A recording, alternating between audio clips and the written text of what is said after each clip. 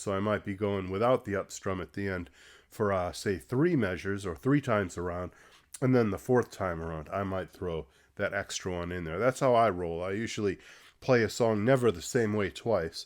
I try to be pretty consistent and I try to be musical, but I do like to do things spontaneously, as you can probably tell if you watch any of my videos. And so I do have some kind of rhyme and reason to it, but a lot of it's just feeling the song out. But I do tend to do like 3 times the same, 4th time different. That's a pattern you'll see in my strumming quite a bit. The 4th time is where I throw in extra stuff. So let's practice that together real slow. Let's get used to playing our G chord with down, down, down, down. And our C chord with down, down, up, up, down, up. Here we go. Do it 4 times. 1, 2, 1, 2, ready, go.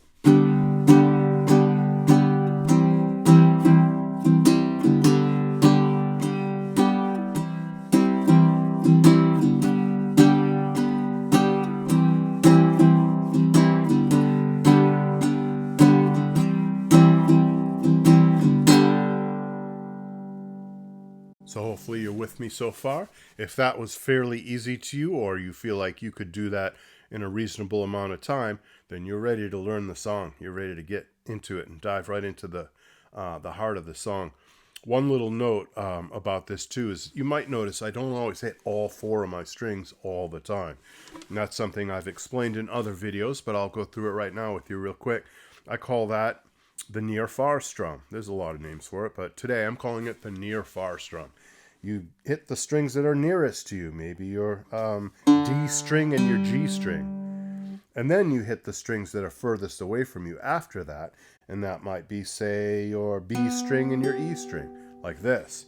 Near, far. Near, far. Top strings, bottom strings. On this particular baritone ukulele, it came strung with 2 wound metal strings. Underneath that are 2 unwound nylon or fluorocarbon, probably fluorocarbon strings. And so I'm hitting the metal ones and I'm hitting the fluorocarbon ones. This ukulele makes it easy to see which strings are which. But you see the effect that gives you? You have lower pitches, deeper pitches, followed by higher pitches, more trebly. Makes your playing way more interesting instead of hitting all 4 strings all the time.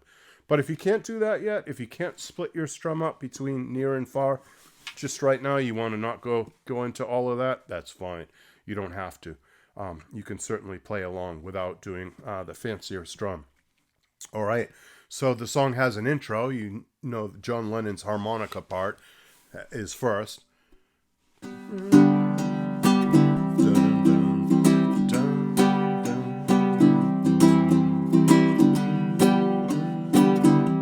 Then you stay here.